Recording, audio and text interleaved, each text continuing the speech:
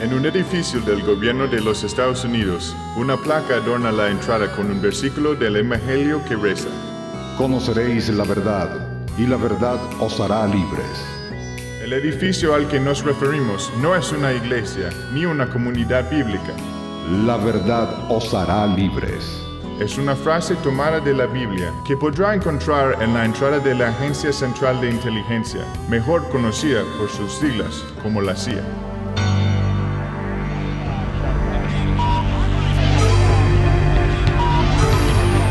En el hermoso edificio de la CIA, buenas personas, padres y madres responsables, han dado lo mejor de sí por divulgar la verdad que nos hace libres. Los agentes de la CIA y sus colegas de otras agencias son una especie de ángeles modernos de la libertad que no vacilan en detener el avance de las fuerzas negativas que amenazan la realización del paraíso en la tierra.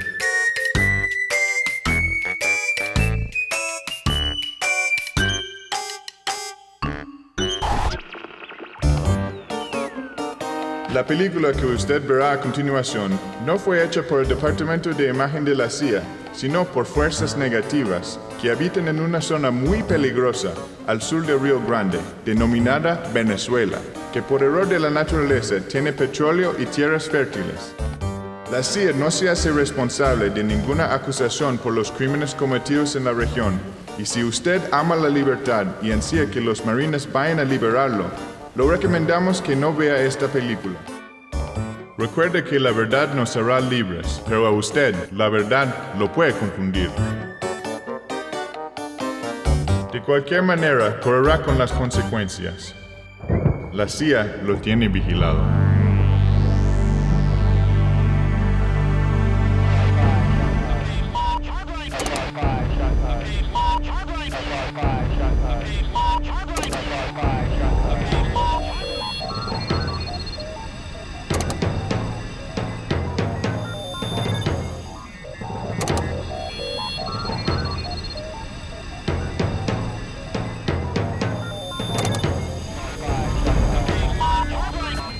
Ustedes no conocen la anécdota de Roosevelt con Somoza. En un momento determinado llega un amigo de Roosevelt a la Casa Blanca y le dice: presidente, en Nicaragua hay un gobernante que estupra, que persigue, que mata. En fin, un hijo de puta. Son of a bitch, le dice el tipo. Entonces Roosevelt, riéndose, le dice: sí, claro, un hijo de puta, pero es nuestro hijo de puta, no lo olvide. Entonces ese cinismo revela todo. La injerencia relacionada con el espionaje y las acciones encubiertas constituye en América Latina una verdadera invasión silenciosa. Pero han sido tantas sus actividades y fracasos que han ido develándose sus tentáculos, permitiendo que muchas historias salgan a la luz muy a pesar del celo con que trató de ocultarlas la mayor agencia de intervención del mundo, la CIA.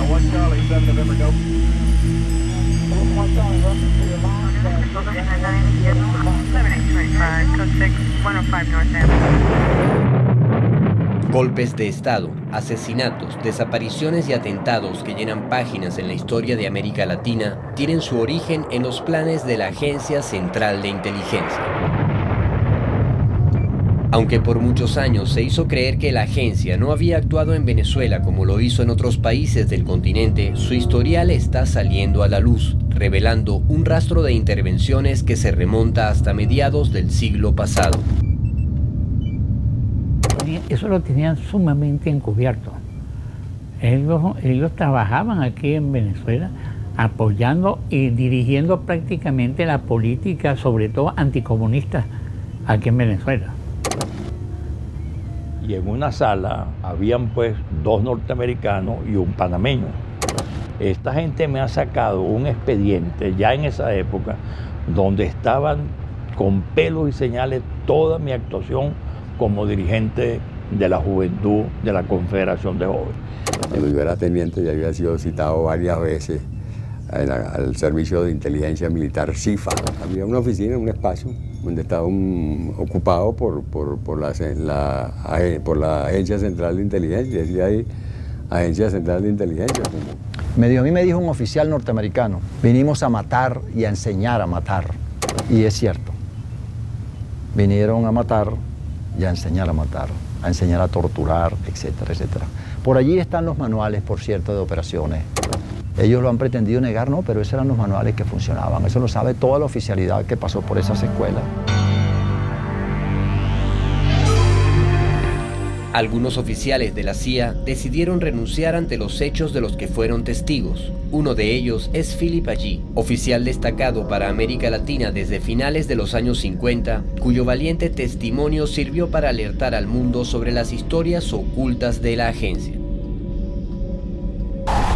Yo entré en la CIA, como muchos de mi generación,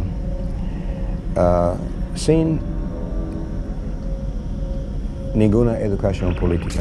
Para trabajar en la CIA uno no puede tener una conciencia social, porque uno está sirviendo los intereses muy estrechos de la clase gobernante en los Estados Unidos. Lo que es bueno para la General Motors es bueno para el país. Al terminar la Segunda Guerra Mundial, otra batalla iba a comenzar para dominar los mercados y recursos naturales del planeta. Los Estados Unidos pelearon su guerra en la Segunda Guerra Mundial con petróleo de ellos, pues, y agotaron prácticamente sus reservas. El agotamiento de las reservas petroleras por parte de los Estados Unidos va a tener como consecuencia que Venezuela se convierta en un país clave para esa potencia. Por eso es que se ha hablado de que el petróleo para nosotros todavía no ha sido una bendición, ha sido más bien una maldición. Los generales de esta guerra serían las grandes corporaciones y sus empleados, los políticos del norte, que con el pretexto del anticomunismo abrirían las puertas a la Guerra Fría. La Guerra Fría comenzó a finales del año 47 con un discurso del presidente Harry Truman. Y ya, digamos, durante el año 48 podemos estar hablando ya de prácticamente una política de Estados Unidos ya focalizada sobre el problema de la lucha contra el comunismo internacional. La doctrina Truman postulaba que los Estados Unidos tenían que promover el alejamiento de la Unión Soviética, de los países nuestros, pues, aquellos países que se les ocurriese de alguna manera permitir grupos, organizaciones populares, etcétera, que estuviesen buscando mayor justicia social y que pudieran acercarse a la Unión Soviética. Acuérdate, aquello del enemigo interno, ¿no? Precisamente eso, contra esos países se iba entonces con todos los recursos. Bajo esta doctrina, Truman funda la Escuela de las Américas en Panamá e impone el Tratado de Asistencia Recíproca, con lo cual los ejércitos latinoamericanos se amarrarían a los designios del norte. Se reorganiza la comunidad de inteligencia creando nuevas agencias y para darle un rostro legal al intervencionismo se crea la OEA en 1948. Y esa dominación pasaba por entender la estrategia de seguridad nacional como identificando al enemigo interno como cualquier tipo de oposición que pudiese haber hacia las políticas norteamericanas. Dentro de este plan nacería la más efectiva maquinaria de la injerencia. Signing the bill that will enable our national military establishment to do more coordinating and less pulling in opposite directions.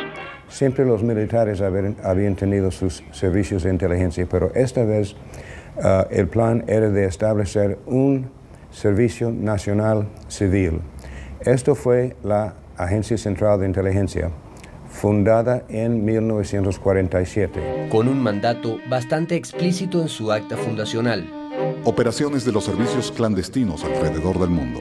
Esto implica acciones encubiertas, operaciones paramilitares y espionaje entre sus capacidades. El directorio de operaciones, encargado de los trabajos sucios de la agencia, contaba con 6 divisiones que le permitieron hundir sus tentáculos alrededor del mundo. Lo que el norte consideraba su patio trasero era controlado por la división occidental a través de 5 secciones, cada una con varias unidades coordinadas por jefaturas locales. Normalmente la estación oficina física de la CIA en una embajada, lo que se llamaba en la agencia la estación, está en el piso más alto, cerca de la oficina o las oficinas del embajador. Normalmente una sola puerta hacia adentro de las oficinas, y esa puerta está hecha de hierro o acero. Tiene una combinación como una caja fuerte. En aquellos días nadie sabía realmente lo que hacía la CIA. Se sabía que tenía espías y recolectaba información, pero nadie sabía qué tan hondo era la penetración y manipulación de la sociedad civil en tantos países. El testimonio de quienes se encontraron cara a cara con sus agentes, la constancia de los investigadores y las pistas que la agencia no pudo borrar, nos permiten seguirle el rastro en Venezuela durante los años 50, descubriendo historias muy semejantes a las que vemos hoy en día. En América Latina no se da un golpe de Estado reaccionario sin la presencia de los Estados Unidos. El primer golpe lo dan aquí los Estados Unidos a Castro en 1908.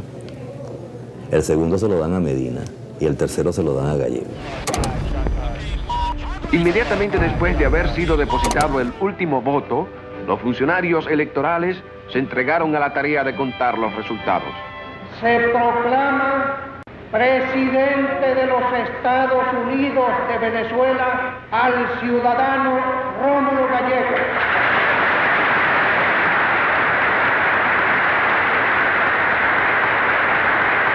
Se inicia la era de la auténtica recuperación por parte del pueblo de su derecho soberano de darse los gobiernos que desee.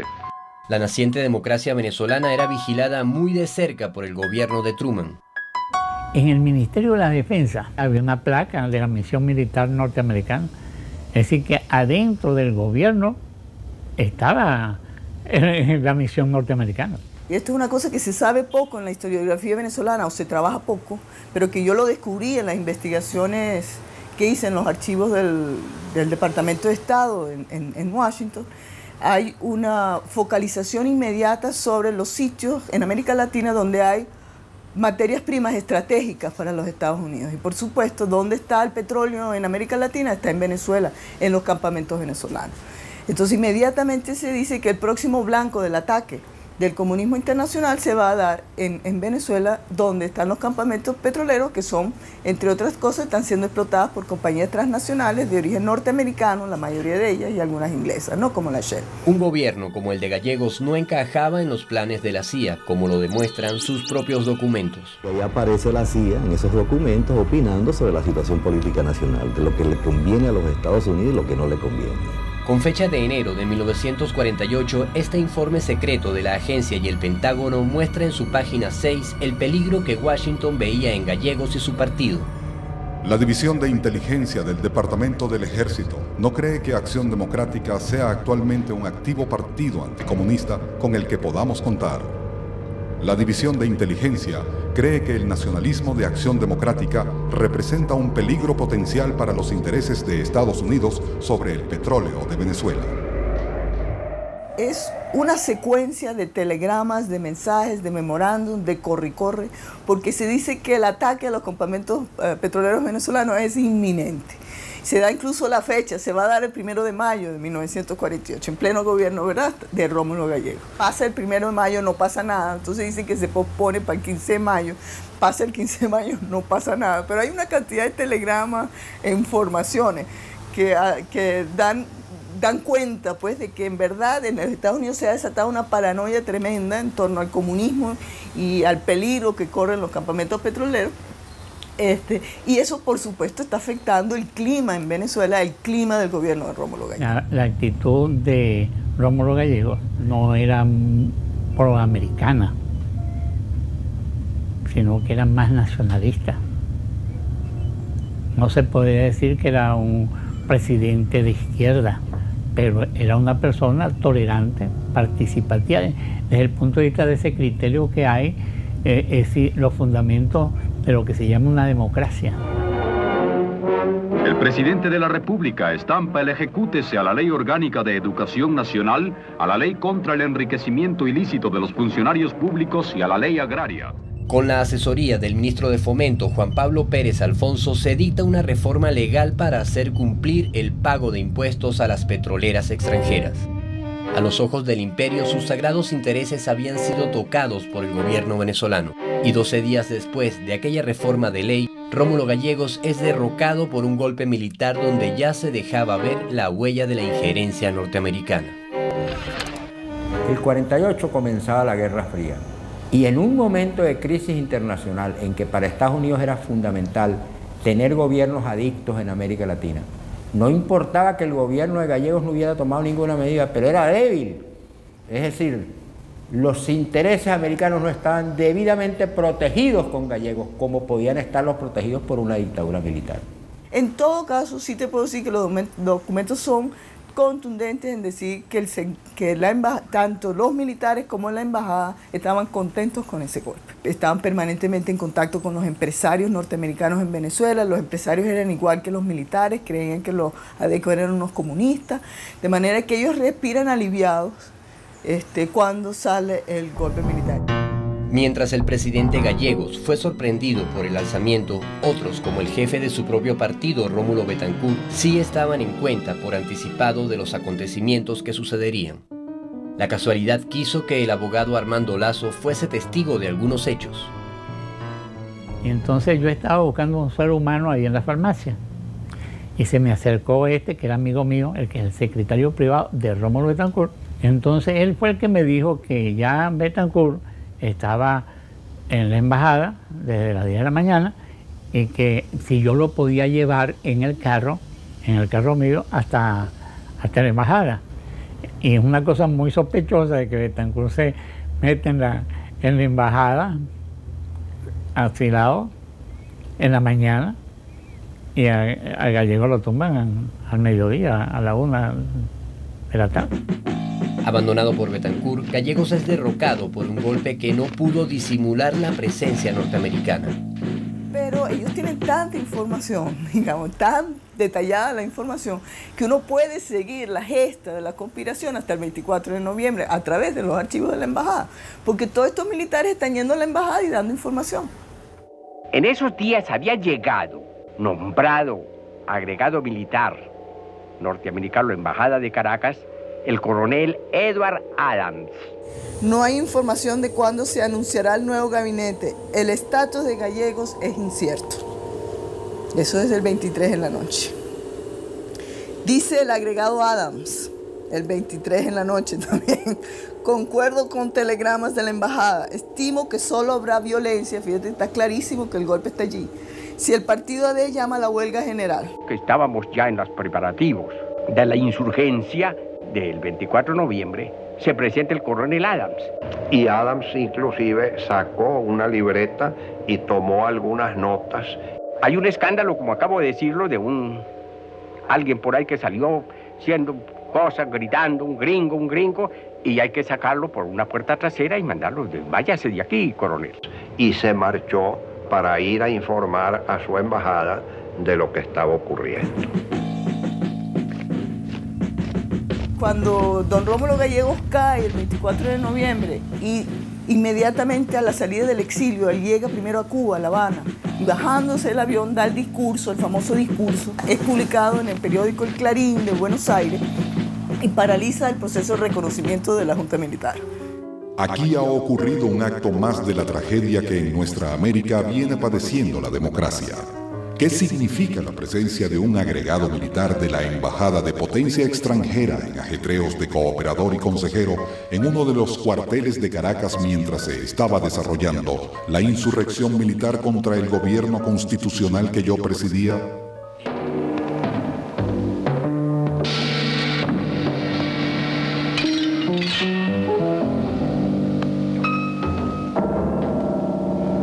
Esta acusación hecha en boca de un presidente de la República demuestra que ya en esa época los servicios de inteligencia norteamericana y la injerencia norteamericana era descarada en la política de nuestro país. Yo tuve la posibilidad, cuando hice esa investigación, de tener una entrevista con un funcionario de la Embajada de los Estados Unidos en Venezuela en esa época.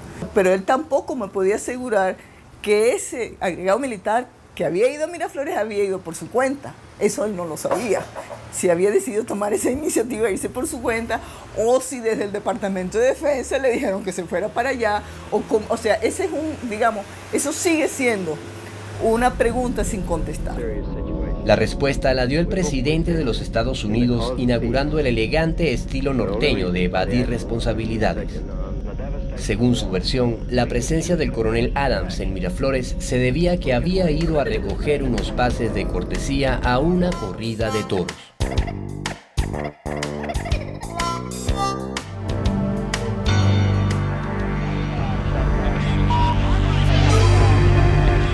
El mismo año que derrocan a Gallegos en Venezuela, la injerencia ya había dejado su huella en la vecina República de Colombia. Jorge Eliezer Gaitán, jefe del Partido Liberal, representaba una alternativa como candidato presidencial de las mayorías pobres de Colombia. Su posición de lucha en defensa de los campesinos explotados por la transnacional bananera United Fruit Company le hizo ganar el apoyo de las mayorías colombianas. Las divisiones políticas no han nacido en Colombia. El hondo abismo entre las fuerzas en contraste tiene una progenie histórica. Cuando hubo un fuerte que quiso abusar del débil y un débil que no quiso someterse al abuso del fuerte. La voz de Gaitán se levantó pisándole terreno a la oligarquía, y los órganos de inteligencia norteamericanos vieron en él a un enemigo que había que eliminar. Vemos sus triunfos políticos con considerable aprehensión. Quienes lo conocen aseguran que él no quiere a los Estados Unidos. Gaitán se ha pronunciado a favor de las nacionalizaciones de la banca y otras formas de socialismo de Estado, lo cual con el tiempo puede incluir la industria petrolera. Gaitán, el hombre más vigilado por la CIA en Colombia, es asesinado de 3 disparos el 9 de abril. El sujeto que había disparado contra Gaitán fue linchado por la multitud. Según el gobierno y la CIA, no se trató de un crimen político, sino de un asunto de venganzas personales. Una versión que muy poca gente creyó. El flamante director de la CIA, además de exponer algunas razones que justificarían la vigilancia sobre Gaitán, elaboraría un informe repleto de contradicciones.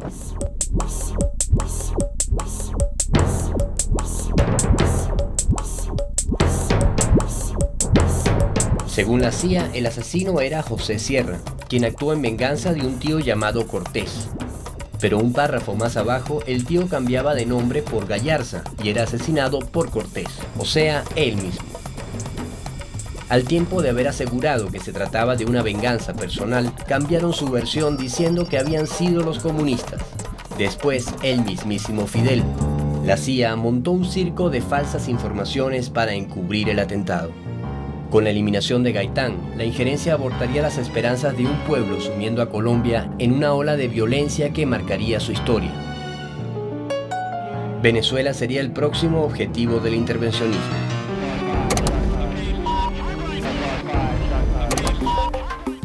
En la junta militar que sucedió a Gallegos se encontraba el coronel Delgado Chalbaud, quien manejaba ideas muy diferentes a las que pretendía imponer la doctrina Truman. Tenía unos antecedentes muy diferentes a los que son típicos de los militares golpistas. Y era un hombre de cultura francesa, educado en París, aún más. Estuvo con los republicanos en la Guerra Civil Española. Y él había mantenido una conducta siempre progresista. Dentro de la Junta Militar, él era partidario de convocar elecciones y marcaba una diferencia con los 2 otros tenientes coroneles de la Junta de Gobierno, que eran de corte pues, de la ultraderecha y pro-norteamericana. Yo creo que él se sumó al golpe porque vio que el gobierno de Gallegos estaba perdido y que era preferible actuar con los golpistas que enfrentarse a ellos. Así como el presidente Gallegos, Chalbaud salió de la escena política de inmediato, pero de modo más dramático. De esta casa salió para Miraflores por última vez el comandante Delgado Chalbaud, presidente de la Junta Militar de Gobierno. Se apoyan en un grupo de forajidos dirigido por Rafael Simón Urbina. Los secuestran. Eran las 9:30 de la mañana del 13 de noviembre de 1950. Pérez Jiménez está en cuenta de todo esto. Ahora lo hemos agarrado. Métase para adentro. ¡Asesinos! ¡Cobardes! Así no se matan los hombres. ¡Igualenme! Así no se matan los hombres.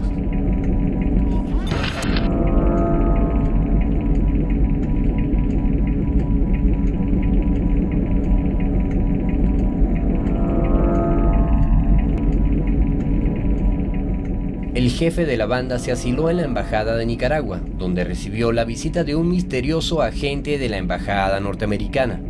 Pocas horas más tarde, apareció muerto en otro extremo de la ciudad.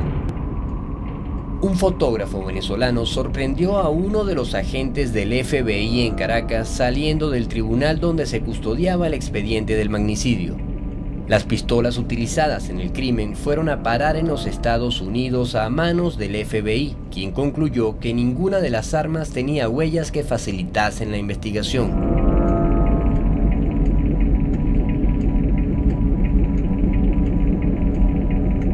Un presidente asesinado, un organismo de seguridad extranjero involucrado y caso cerrado. Sin Chalbaud en la Junta Militar, fue fácil para Pérez Jiménez realizar algunas jugadas que le mantendrían en el poder 8 años más. El coronel Marcos Pérez Jiménez se dirige a la Asamblea Constitucional para tomar posesión de la presidencia de la República Venezolana. La dictadura de Pérez Jiménez es una dictadura típica de la seguridad nacional norteamericana. Por eso el gobierno de Pérez Jiménez fue calificado por el gobierno de Eisenhower y de Foster Dulles, que era el secretario de Estado de los Estados Unidos en esos momentos, como el gobernante modelo para América Latina. El cuerpo diplomático e importantes personalidades felicitan al nuevo presidente de la República de Venezuela. El presidente Jiménez jura el cargo prometiendo gobernar eficazmente, explotar las riquezas naturales de la nación y desarrollar el programa de obras públicas.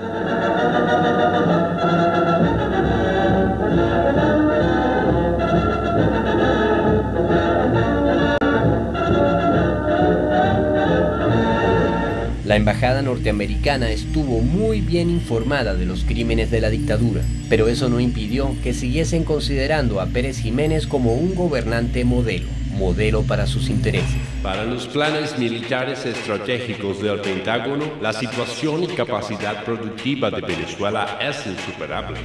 Para Venezuela, esa década comenzaba con la estocada mortal a cualquier esperanza por remontar la senda de la democracia. Pero para Estados Unidos, los años 50 comenzaban con un aparato de inteligencia e intervención fortalecido. Una de las primeras acciones de la agencia fue la Operación Sinsonte, dirigida a obtener el control de varias agencias de noticias y a reclutar periodistas que pudiesen realizar labores de propaganda. Nosotros pudimos colocar nuestra propaganda a través de periodistas que utilizaron nuestro material como si fuera suyo. Por propia admisión de la agencia, al menos 25 organizaciones y 400 periodistas se convertirían en recursos de la CIA. Y les pagamos salarios para colocar nuestra propaganda. Ojalá que todos los trabajadores fueran capitalistas. Y lo más bonito es que en el sistema capitalista, que aparentemente el trabajador no quiere defender y sostener, en este sistema capitalista cualquier trabajador puede efectivamente convertirse en un capitalista. Todo está en que pueda comprar una acción que sea de 50 centavos de cualquiera de las empresas que las pongan en el mercado. Esto lo vemos a menudo en los Estados Unidos. Desaparecidos los nazis, el nuevo enemigo que debía derrotarse eran los comunistas. Excelente guión cinematográfico para una opinión pública norteamericana adicta a las historias de Hollywood. Héroes rubios que luchan contra villanos de cualquier otro color. Van creando un fantasma, ¿no? Y ese fantasma en esa época total era el comunismo. Y personas que no eran ni inclusive anticomunistas, pero que no estaban con el gobierno, entonces decían que era comunista y entonces lo perseguían. Era antes de la guerra en Vietnam, eran los años 50, años muy conformistas y casi se puede ser inocentes, por lo menos para jóvenes como yo. Con una campaña electoral que prometía librar a los estadounidenses del terror comunista, en 1952 llega a la presidencia de los Estados Unidos Eisenhower. Un señor llamado Allen Dulles llegó al año siguiente al edificio de la CIA con muy buenas credenciales. Era el nuevo director de la Central de Inteligencia y su hermano Foster Dulles era el nuevo secretario de Estado. Durante su periodo en la CIA desarrolló planes tan absurdos e inhumanos como la Operación MKUltra, el proyecto de investigación de alto secreto para controlar la mente humana.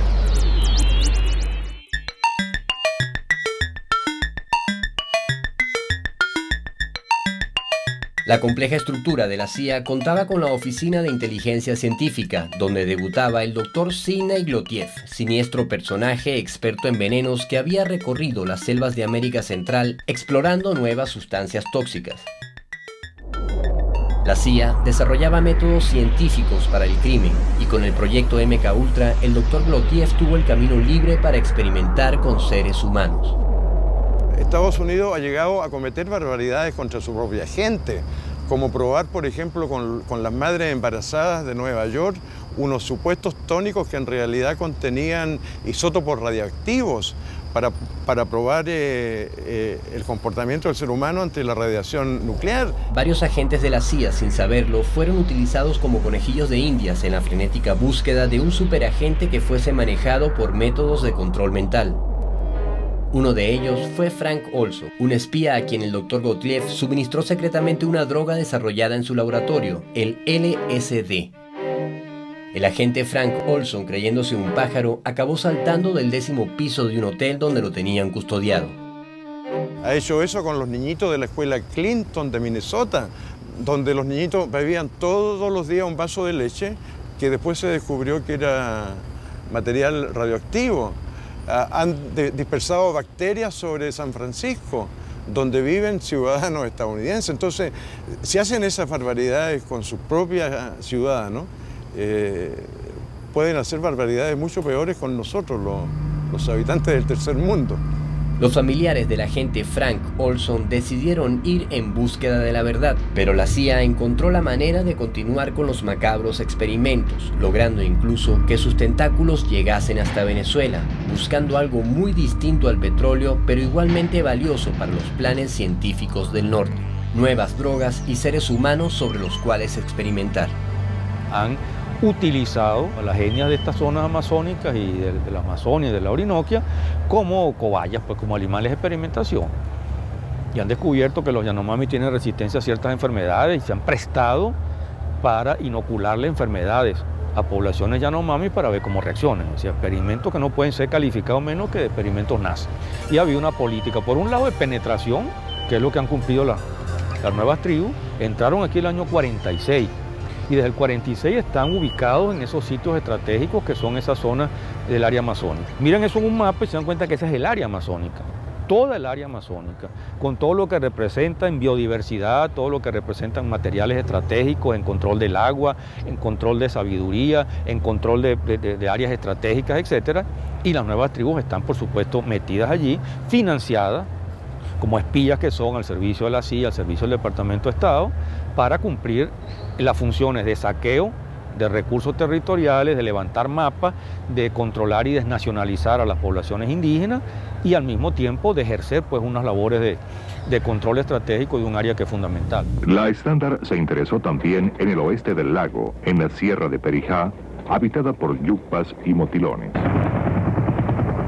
Muchos años más tarde, apaciguados los motilones y con técnicas modernas de perforación, se logró extraer petróleo a 5.600 metros en el Pozo Alturitas 1, considerado en los años 60 como el pozo más profundo de toda América Latina. Han habido varias fases en esta historia.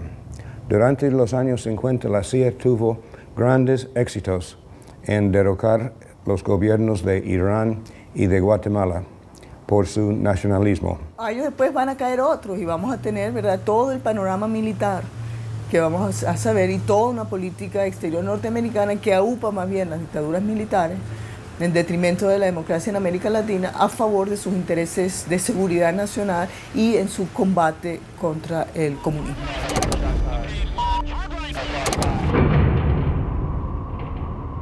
En un país de Centroamérica, Guatemala, había llegado a la presidencia por voto popular Jacobo Arbenz, un militar retirado decidido a mejorar las condiciones de vida de los campesinos de este país, donde las compañías bananeras estadounidenses eran dueñas del 70% de las tierras cultivables. Jacobo Arbenz Guzmán implementó una carretera hacia el Atlántico, la cual sustituía al ferrocarril de las bananeras. Repartió algunas tierras ociosas a los campesinos y eso lo interpretaron los de la United Fruit Company como una amenaza a las grandes extensiones de terreno que ellos habían acaparado en el país. En una política de dignidad, nos hemos negado a ampliar las concesiones de la United Fruit Company. Con la reforma agraria, estamos liquidando los latifundios. Pero la United Fruit Company era respaldada por fuertes intereses. El abogado de esta compañía era el mismísimo secretario de Estado Foster Dulles, y su hermano Allen Dulles era nada menos que el director de la Agencia Central de Inteligencia. Washington no se quedaría de brazos cruzados ante el peligroso ejemplo que la democracia social de Guatemala le daba a los demás pueblos de la región. Eisenhower con su pandilla decidieron el futuro de la democracia guatemalteca poniendo en práctica un nuevo plan, la Operación Éxito. La CIA desplegó una gran campaña publicitaria para hacer creer al mundo que Guatemala había caído bajo las garras del comunismo soviético. El presidente Eisenhower declaró que los acontecimientos de las últimas semanas en Guatemala preocupan mucho a Estados Unidos. De pronto, la empobrecida nación guatemalteca empezó a ser la gran noticia en todos los medios de comunicación, presentándola como una feroz amenaza para la tranquilidad del hemisferio. In other words, the Arbenz regime was not a Guatemalan government. It was a foreign government controlled by foreigners.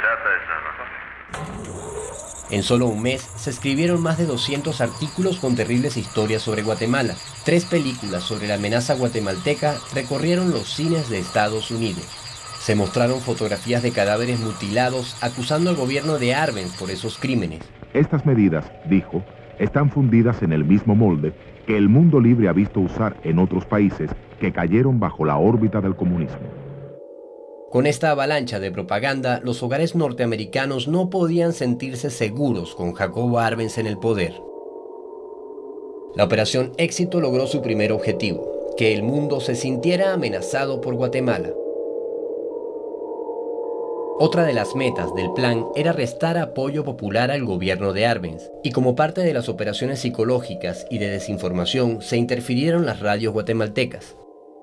Aeronaves norteamericanas diseminaron 100.000 panfletos sobre la cronología del comunismo en Guatemala. 2 agentes de la CIA instalaron una estación de radio en la República de Honduras, a la que llamaron Voz de Liberación, un recurso de guerra psicológica que la CIA continuaría empleando en todas sus operaciones. La Conferencia Panamericana celebrada en Caracas es un buen ejemplo de la forma en que actuaban los tentáculos de la CIA desde Venezuela y el uso que Washington le daba a la diplomacia internacional. Se sabía que los gringos estaban preparando la invasión de Guatemala y que la Conferencia Panamericana era como el preámbulo ideológico de aquella operación. En Caracas se celebra la 10ª Conferencia Interamericana. Encabezando la delegación estadounidense se halla el secretario de Estado John Foster Dulles, quien pronuncia un discurso que se considera como la primera declaración definitiva del gobierno de Washington con respecto a la amenaza comunista en este continente, y que si desoye nuestra advertencia y no se aparta de nosotros, tomaremos medidas cual corresponde a una situación que podría poner en peligro la paz de América. Endanger the peace of America. Vino exclusivamente a Venezuela a obtener una resolución de la 10ª conferencia señalando que Guatemala era un gobierno comunista, legitimando, digamos así, una intervención de Estados Unidos para derrocar al gobierno de Guatemala. U.S. Secretary of State Dulles takes the rostrum to urge you. They may not themselves have been communists, but they had been subjected to the inflammatory influence of communism, which avowedly uses extreme nationalism as one of its tools. Con la complicidad de la Conferencia Panamericana, la Operación Éxito entraba en su fase final. Sí, hay muchos estudios y hay mucha información difundida en relación a que fue el gobierno de los Estados Unidos el que intervino directamente con mercenarios desde Honduras para derrocar al presidente Jacobo Arbenz. Una base militar en la Florida sirvió de cuartel general de la operación, dirigida por el oficial de la CIA Tracy Berns. Bajo el Tratado de Asistencia Recíproca, los dictadores de la región enviaron su contribución a la invasión. El dictador nicaragüense Anastasio Somoza armaría a los paramilitares financiado por la CIA. Pérez Jiménez no se quedaría atrás enviando armas y logística. Hoy, a las 16 horas, aviones de fabricación norteamericana del tipo P-47 atacan la ciudad de Guatemala, ametrallando edificios gubernamentales, viviendas particulares y bombardeando bases militares. Mientras caían las bombas norteamericanas, el cinismo del imperio tomaba la palabra en las Naciones Unidas en la voz de su embajador Henry Cabot. But as a revolt of Guatemalans against Guatemalans. Pero con el paso del tiempo, documentos desclasificados de la propia CIA develarían los detalles y los nombres de los agentes norteamericanos implicados. El propio embajador norteamericano John Perufoy, Enno Hobbins, oficial de operaciones, David Attel Phillips, oficial de operaciones psicológicas, David Morales, destacado asesino al servicio de la CIA, Frank Wisner, jefe de la estación central en Guatemala, Tracy Berns, autor del plan de invasión. Howard Hunt, agente operativo destacado en operaciones psicológicas. Este criminal declararía ante cámara algunos comentarios reveladores sobre la invasión. What we wanted to do was have a terror campaign to terrify Arbenz particularly, terrify his troops, much as the German Stuka bombers terrified the population of Holland, Belgium, and Poland at the onset of World War II, and just rendered everybody paralyzed. Estos son algunos rostros del equipo de criminales que movieron los hilos de la invasión imperialista a Guatemala y le hicieron creer al mundo que se trataba de un conflicto interno.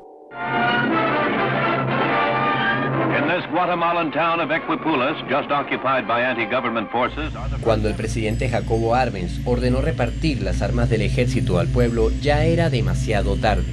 Cercado por generales traidores y viendo a su pueblo morir bajo las bombas de la aviación norteamericana, el presidente Arbenz se dirige al país por radio el 27 de junio.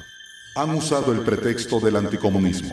La verdad ha de encontrarse en los intereses financieros de la United Fruit y demás monopolios de Estados Unidos que temen que el ejemplo de Guatemala sea imitado por otros países latinoamericanos. Con la esperanza de detener esta agresión y restaurar la paz, he decidido renunciar. Esto ha sido uno de los hechos más lamentables en la historia de Guatemala, porque eso significó en adelante 50 años de dictadura militar, 50 años de debilitamiento del Estado guatemalteco. Hay ahora una situación de extrema pobreza y de miseria que se hubiera evitado si el gobierno revolucionario democrático hubiera seguido desenvolviéndose. En la siguiente fase del plan, Eisenhower hizo grandes esfuerzos en presentar al dictador impuesto en Guatemala como un hombre honorable. Llegaron incluso a darle el título honoris causa de la Universidad de Columbia, el mismo título que años atrás había recibido Gallegos por su obra literaria. Pero la dignidad de este venezolano le echó por tierra el maquillaje al dictador. Sírvase tomar nota que renuncio al título de doctor honoris causa que me confirió esta universidad. Mi posición democrática, respetuosa de los derechos de los hombres y de los pueblos, no me permite compartir el honor con quien por opuesto modo ha llegado al gobierno de su país.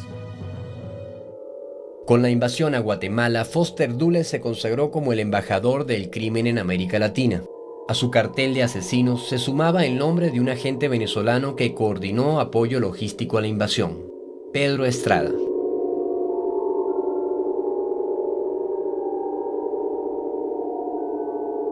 Pedro Estrada es un viejo policía al servicio de Estados Unidos. Fue condecorado por el gobierno norteamericano.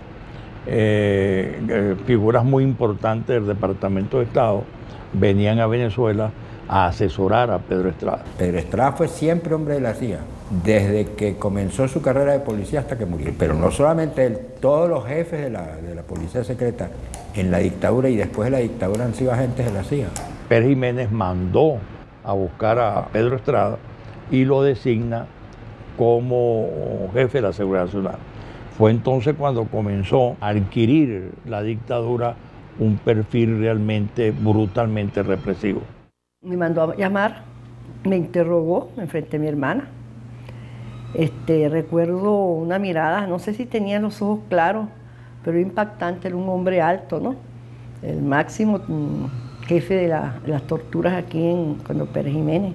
Fue este personaje el encargado por Pérez Jiménez de apoyar financiera y logísticamente el crimen cometido contra Guatemala, una invasión que fue motivo de gran orgullo para sus autores. In 1954, a few of us in Guatemala made some changes that seemed almost without effort. However, the demands kept growing. Intelligence was asked to do what armies should have been done.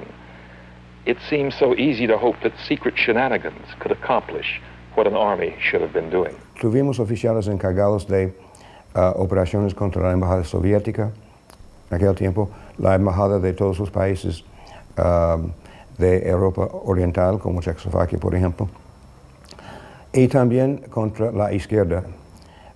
Tuvimos penetraciones de los partidos políticos de izquierda, como el Partido Comunista de Uruguay y varios otros que fueron los blancos tradicionales de nuestras operaciones de penetración. El comando de tarea empleado en Guatemala fue diseminado por América Latina. El oficial de la CIA, Jack Sterling, llegaría a Venezuela a dirigir la estación central de la agencia durante 6 años. Con él vendría también el criminal David Sánchez Morales a apoyar los crímenes de la dictadura. Desde su llegada, los organismos de inteligencia norteamericanos fortalecieron su presencia en el país. Pérez Jiménez fue ampliamente respaldado por Washington por el apoyo al golpe en Guatemala. La medalla de la Legión al Mérito fue uno de esos premios. El Estado otorga concesiones por primera vez desde hace 11 años bajo 2 modalidades, de desarrollo por 40 años y de exploración por 3. Pero el beneplácito del norte duraría solo 2 años más. Pérez Jiménez comenzó a molestar a Washington al dar asilo a Perón, el expresidente argentino, y al ser incapaz de frenar el avance del movimiento revolucionario venezolano. Que hubo dificultades con el mismo petróleo. En segundo lugar, a los americanos lo irritó mucho la planificación de la red ferroviaria, sobre todo a estas ensambladoras Ford y General Electric. Finalmente terminó por hacerse chocante para los Estados Unidos y causar una de las intervenciones indirectas que Estados Unidos ha tenido en la política venezolana. Pérez Jiménez dejó de serle útil al imperio. Los Estados Unidos prefirieron apostar por los opositores más dóciles a sus dictados antes de que el avance de las fuerzas de izquierda tomasen el poder en Venezuela. Estaban los acuerdos que se lograban en Nueva York con la anuencia de Nelson Rockefeller entre los principales partidos políticos que luego serían el centro del Pacto de Punto Fijo. El papel que jugó Nelson Rockefeller en la conformación de ese pacto y en el logro de los acuerdos fundamentales entre estos 3 partidos políticos que fueron el núcleo del acuerdo fue determinante. Mientras muchos venezolanos daban la vida en las calles, otros desde el cómodo exilio daban los discursos. Betancourt, desde el exilio en Nueva York, se dirige al país.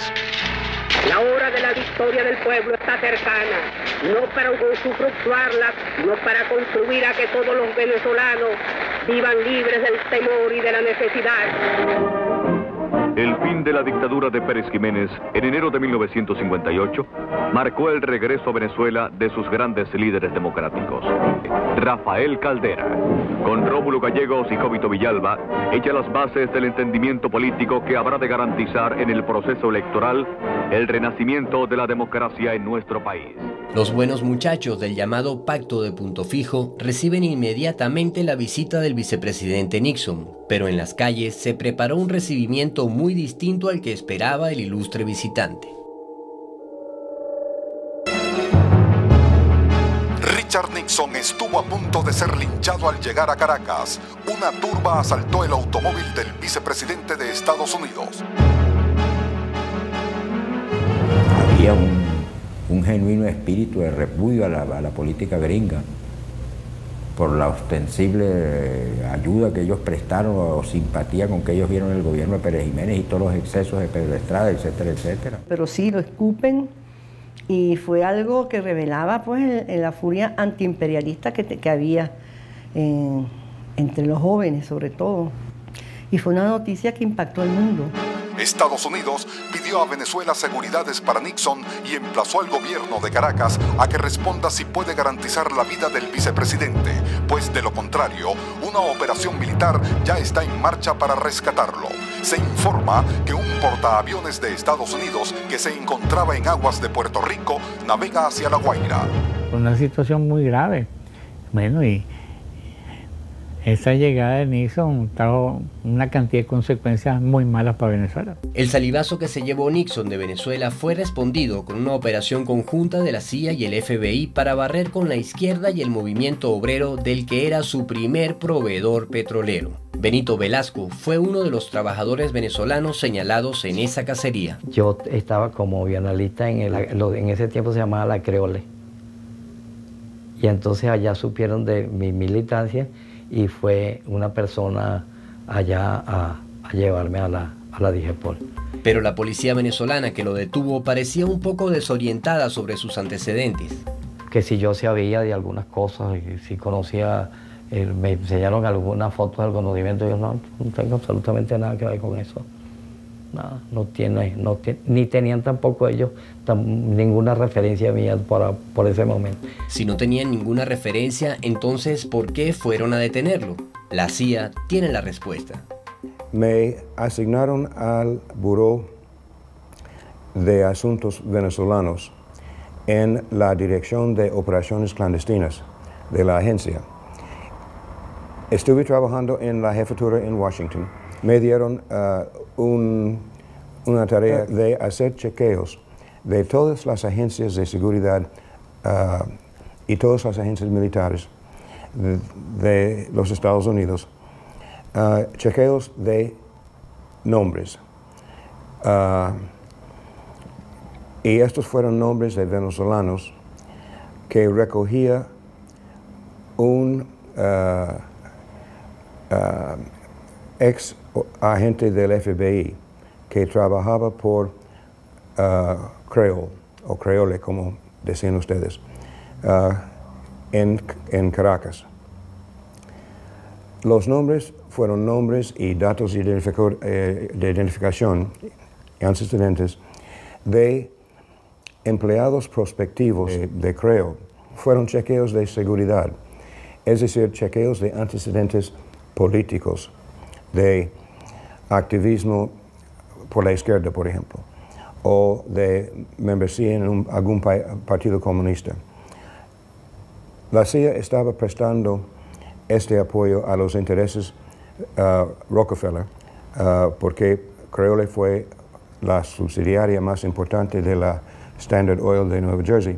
Para el momento era posiblemente la primera empresa petrolera a escala mundial, de las llamadas 5 hermanas. Nosotros en la pantalla es un noticiario cinematográfico de los trabajadores de la Creole Petroleum Corporation.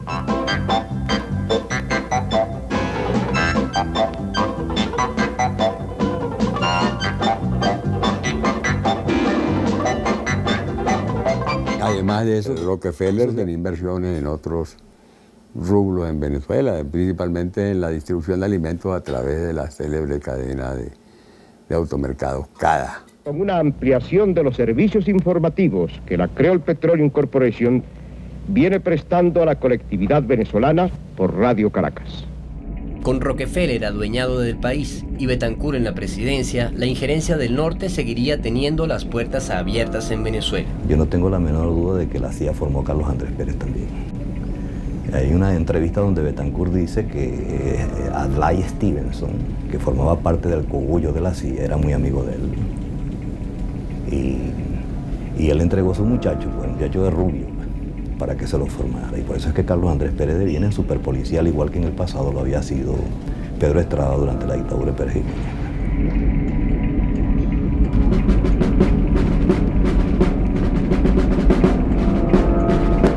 Durante la década de los 50, la injerencia norteamericana había logrado sembrar de dictaduras y gobiernos sumisos a una América Latina que no se daba por vencida.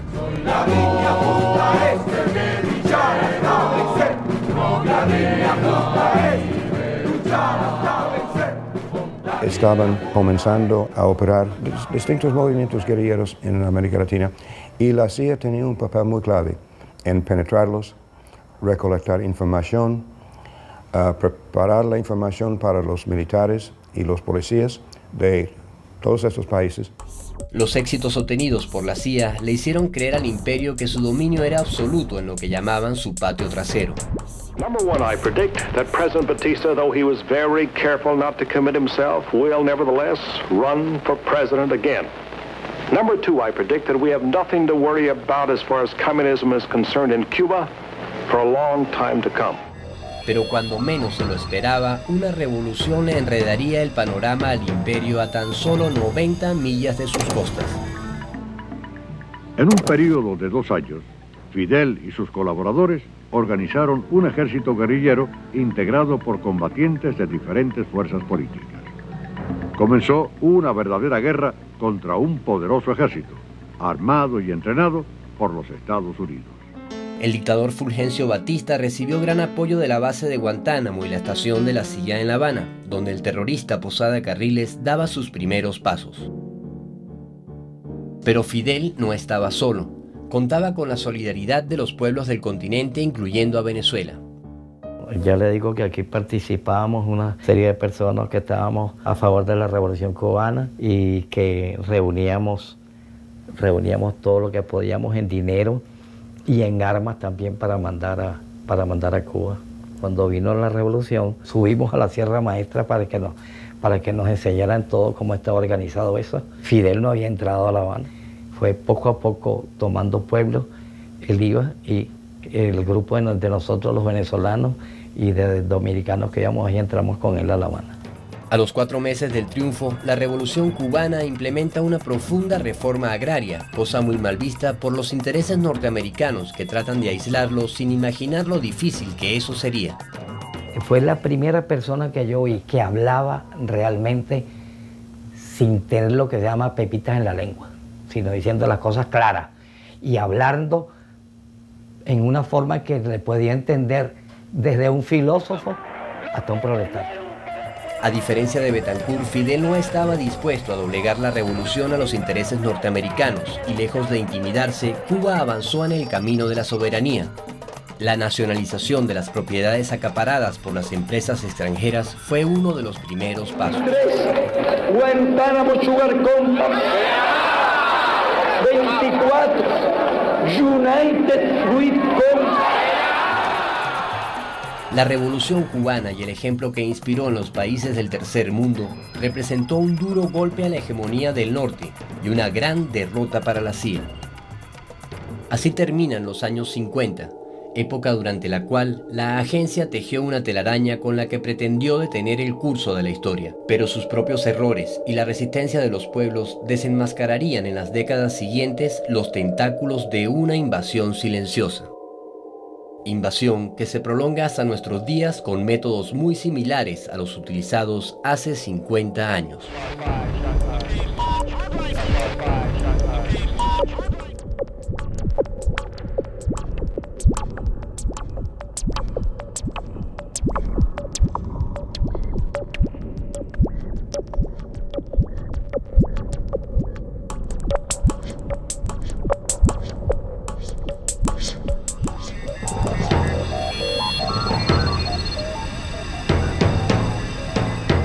En Venezuela actualmente tienen un programa bastante amplio y sofisticado para remover del poder al presidente Chávez y la coalición que lo apoya.